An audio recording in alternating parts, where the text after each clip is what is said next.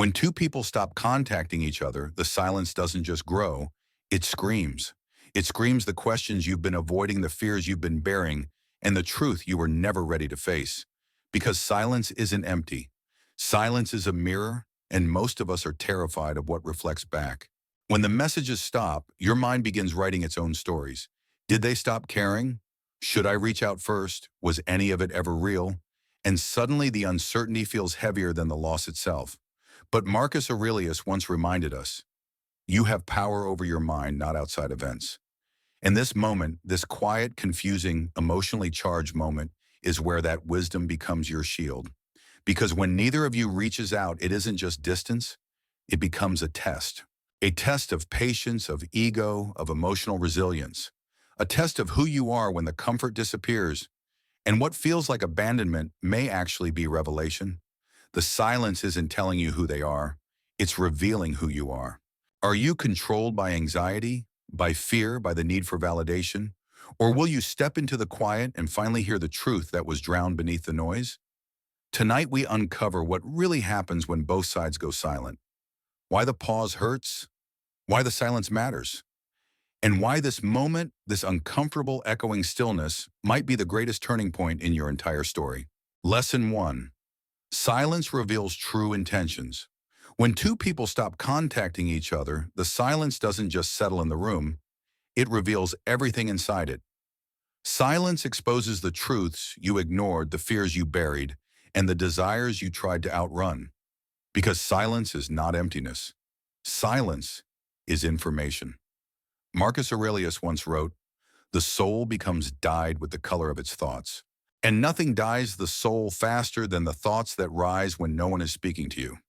So today we step into that silence, not to fear it, but to understand what it has been trying to show you all along. Imagine this for a moment. You used to talk every day. You knew their typing rhythm, their humor, their warmth. Their messages felt like a place to return to. And then slowly or suddenly they stopped. You stopped.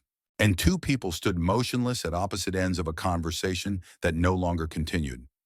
At first, the silence feels like a mistake. Then it becomes a pattern, then a question, and finally, a weight pressing on the chest. Most people panic in this moment, but Marcus Aurelius would have paused. He believed inaction is also an action. So when two people stop contacting each other, something very real is happening, even if no one says a word. Psychologists estimate that 93% of communication is nonverbal. 93%. Only 7% is the literal content of our words. So when silence appears, intentions reveal themselves with startling accuracy. Silence shows you who reaches out, who doesn't, who waits, who watches, who feels your absence, and who only felt comfort in your availability. Silence removes convenience, and whatever remains is the truth. If they wanted to stay, they would move toward you. If you wanted to stay, you would move toward them. Not by force, not by pride, but naturally like water running downhill. But here is where most people make the mistake. They judge the silence too quickly. They react before they observe.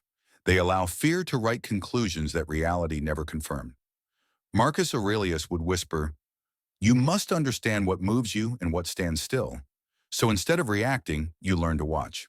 To see the difference between absence and avoidance. Take a breath with me. Inhale. Say it quietly. Silence is information. Good. Now let's go deeper. When communication stops, the mind begins filling the space with stories. You know the ones they must be talking to someone else. They don't care anymore. I wasn't enough. But Marcus warned us, your mind will take the shape of what you frequently imagine. Silence doesn't hurt you. Your imagination does. A study from UCLA discovered that the brain responds to social silence the same way it responds to physical pain. That is why your chest tightens, why your thoughts race at night, why you open your phone again and again, even when you know nothing new is there. But pain is not always danger. Sometimes pain is the peeling away of illusion. Silence reveals who is emotionally available and who was simply entertained by your presence. Silence reveals who respects you and who only valued your accessibility. Silence reveals who wonders about you when you're gone and who only noticed you when you were convenient. Silence is the great separator. It filters people without you lifting a single finger. Pause here again. Breathe. Say it once more. Silence is a teacher. So what does it teach you? It teaches you to test distance. Ask yourself, if I stop moving toward them, do they take even one step toward me? This truth alone can save years of emotional confusion. It teaches you to return to yourself. Marcus wrote, "Nowhere you can go is more peaceful than your own soul. Sit with your thoughts and ask, what do I feel without their influence?" You may be stunned by what rises to the surface, and silence teaches you intention. Write this in a journal.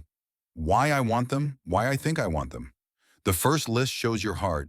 The second list shows your attachments. They are rarely the same. Let this settle for a moment. Silence does not change relationships. It reveals them. Sometimes silence means they don't care. Sometimes it means they're lost. Sometimes it means they're afraid. Sometimes it means they're healing. But often, silence means this: you were carrying the connection. And once you stop, the connection stopped too. This is not heartbreak. This is revelation. Marcus Aurelius urged us, look things in the face and know them for what they are. Silence does not lie. It is the one moment when people reveal their truth without even speaking. So if silence shows you their truth, let it also show you yours. Silence can be uncomfortable, but it is also liberating. It frees you from chasing illusions. It frees you from mistaking desire for destiny. It frees you from those who were never meant to stay. Silence is not the enemy. Silence is the compass. And when you learn to read it, you will never fear it again. But silence does more than reveal intentions. It reveals something far more powerful, something far more dangerous, and something that can shape or destroy every relationship you enter. Your ego. Lesson 2, ego versus genuine connection. When two people stop contacting each other, silence reveals intentions, but it also exposes something far more subtle, far more dangerous, and far more human: the ego. Because most no-contact situations are not about love ending. They are about pride beginning. Marcus Aurelius warned us long ago, the opinion of others is a distraction. Return to yourself. And in the quiet space between messages, the ego becomes louder than truth. Imagine two people standing on opposite sides of a bridge. The bridge is still there. The feelings are still there. But both refuse to take a single step, not because they don't care, but because they want to see who breaks first. This is the tragedy of the ego. It would rather lose a connection than lose control. It would rather keep score than keep love. When you stop reaching out and they stop reaching out, the ego whispers, don't be the first to speak. Don't seem too eager. Don't show you care. But Marcus Aurelius would shake his head and say, it is not things that disturb us, but our judgments about them. You're not afraid of sending a message, you're afraid of what it means. You're afraid of being rejected, of caring more, of appearing vulnerable. The silence isn't hurting you. Your interpretation of it is. Researchers say 72% of no-contact scenarios involve two people who still care, but neither moves because both are waiting for emotional safety.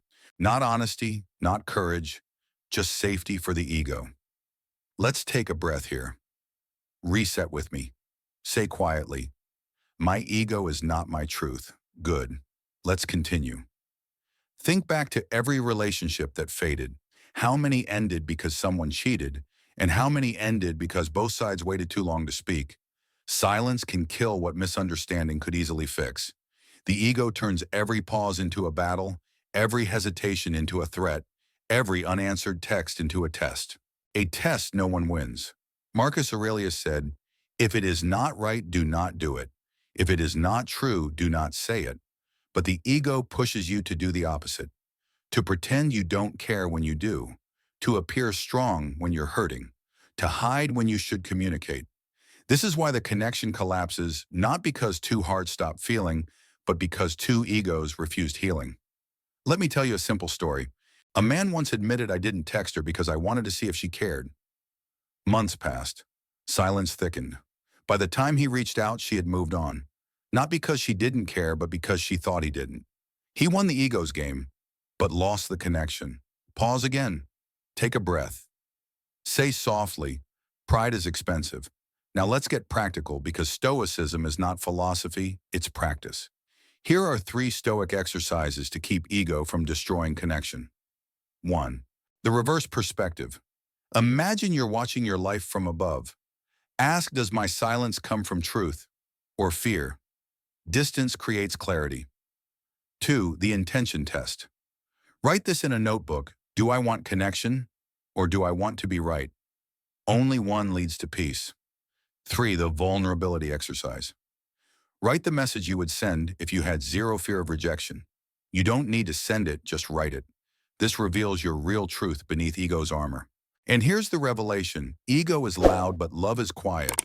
Ego demands proof, but love offers presence. Ego fears losing, but love fears never trying.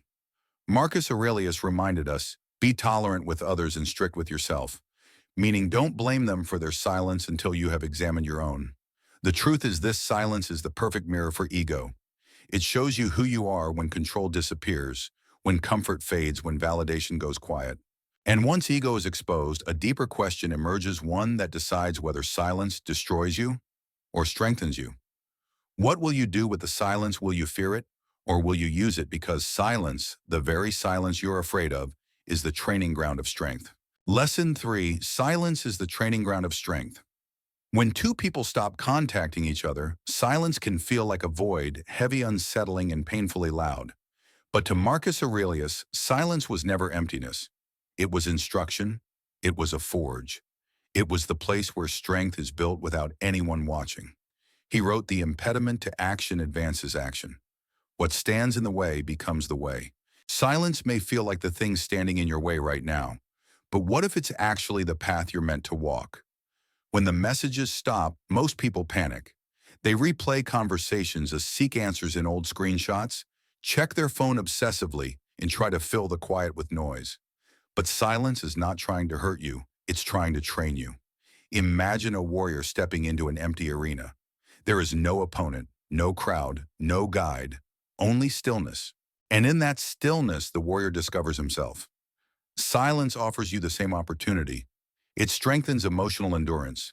When you're used to constant reassurance, silence forces you to regulate your own emotions. It teaches you that you can feel uncertainty without collapsing under it. It strengthens clarity. Without someone else's energy influencing your thoughts, you start to understand what you truly feel. Do you miss them or do you miss the validation? Do you want the connection or the comfort it provided? These answers only appear when the noise fades. It strengthens discipline.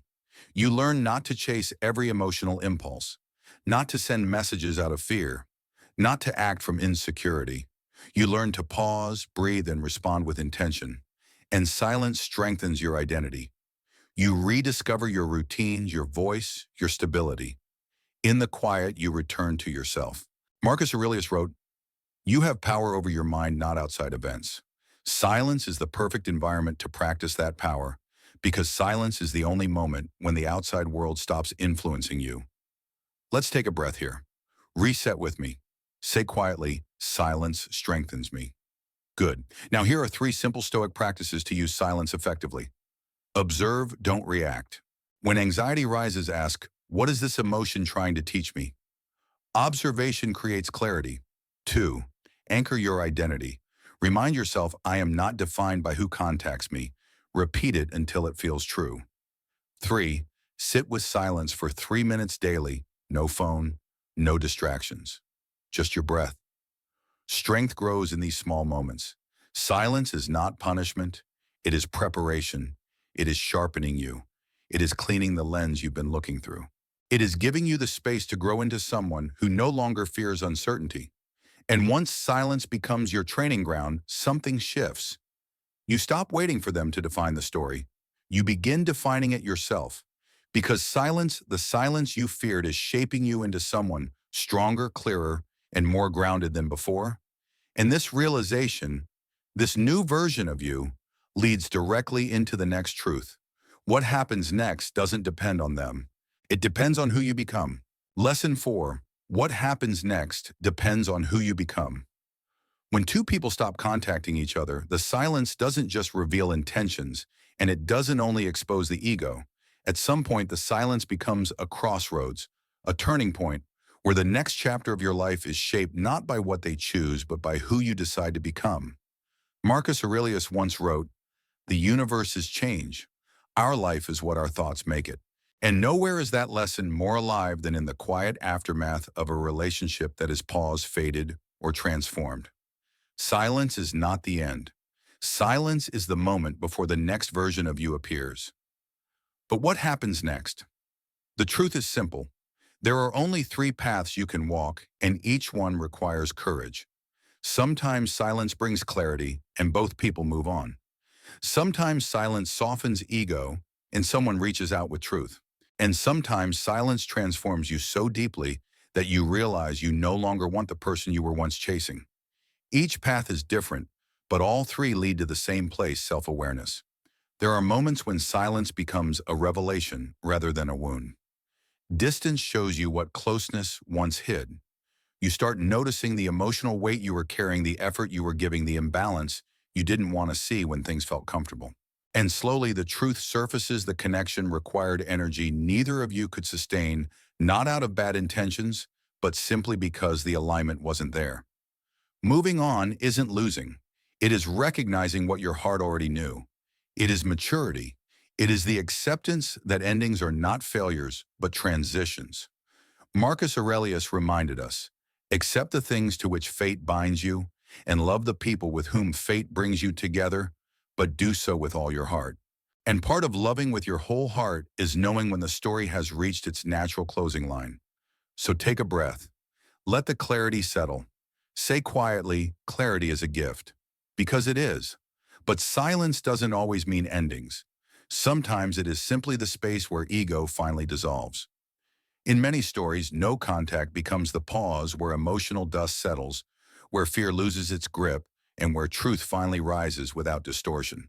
This is not the "I miss you because I'm lonely" truth, and not the "I need attention" truth. This is the quiet, grounded honesty that says, "I care about you," in a way that fear cannot control anymore. When someone reaches out from this place, it isn't pride speaking. It isn't insecurity speaking. It is truth speaking. Marcus Aurelius said, "If it is not true, do not say it. If it is not right, do not do it." And reaching out with truth means speaking without manipulation, without fear, and without hidden expectations. When both people meet each other in this space, a new connection begins, not a repair of the old one, but the birth of something wiser, something more aligned, something real. So pause again. Inhale slowly. Exhale gently. Say to yourself, honesty creates the future. And now we move to the final path, the one most people never see coming. Silence transforms you. Deeply, quietly, completely. And one day in the middle of that quiet, a realization hits you. You no longer want who you were chasing. You weren't attached to the person. You were attached to the feeling, the validation, the familiarity, the version of yourself that existed when they were in your life. But growth changes everything. And once you grow, you cannot go back to who you were before.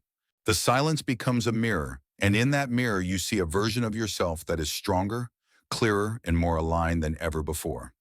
Marcus Aurelius wrote, "Waste no more time arguing what a good person should be. Be one. And in becoming that person, steadier, wiser, more grounded, you naturally release the people who cannot walk that path with you." This isn't heartbreak. This is evolution. This is becoming the kind of person who chooses alignment over attachment, peace over chaos, clarity over emotional hunger. So pause one more time. Let everything settle. Say softly, "I choose who I become," because that choice is the foundation of everything that happens next. Silence never decides the ending. You do. Your growth does. Your clarity does. Your courage does. Silence cannot take anything from you. It can only reveal what was unstable so you can rebuild on what is true. And the final truth is this: what happens next is not written by them. It is written by you. Whether the story ends, continues, or transforms, it will always reflect the person you choose to become from this moment onward. If these words reached you exactly when you needed them, let them stay with you. Let them guide the next version of your life. Let them remind you that silence is not your enemy, it is your turning point. And if you're ready for the next chapter of Stoic clarity, stay with me. Because understanding silence is only the beginning of becoming who you were meant to be. When both of you stop contacting, the world won't tell you what happens next, but your character will. Silence is the mirror.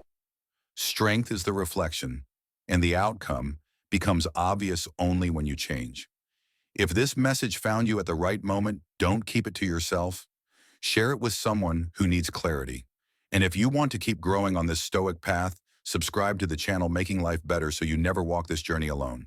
Before you leave, I have one request: to anchor this message deep within you and to let the YouTube universe know you're choosing growth over fear.